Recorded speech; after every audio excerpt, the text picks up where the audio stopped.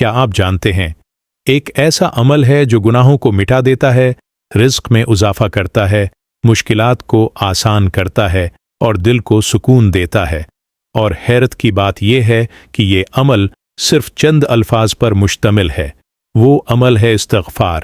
آج کی اس ویڈیو میں ہم جانیں گے کہ رمضان میں استغفار کی طاقت کیا ہے اور یہ ہماری زندگی کیسے بدل سکتا ہے۔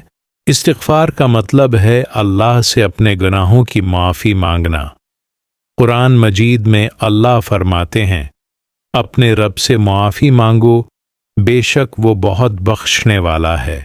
اور پھر اللہ وعدہ کرتے ہیں کہ وہ آسمان سے بارش نازل کرے گا، مال اور اولاد میں اضافہ کرے گا اور تمہارے لیے باغات اور نہریں پیدا کرے گا۔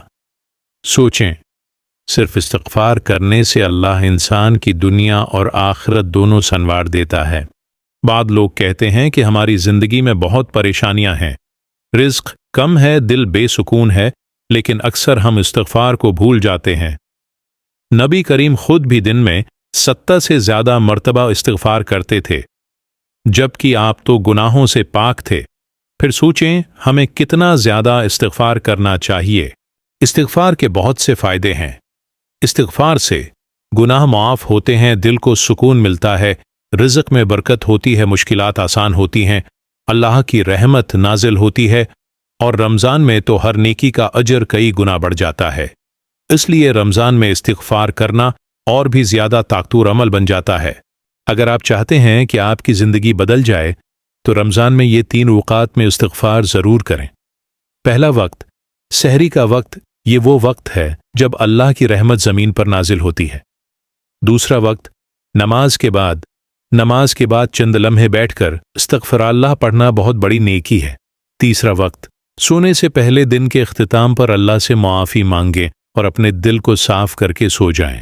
کئی علماء کہتے ہیں کہ استغفار ایک ایسی چابی ہے جو بند دروازوں کو کھول دیتی ہے۔ کتنے ہی لوگ ایسے ہیں جن کی زندگی صرف استغفار کی وجہ سے بدل گئی، پریشانیاں ختم ہوئیں، رزق میں برکت آئی اور دل کو سکون ملا۔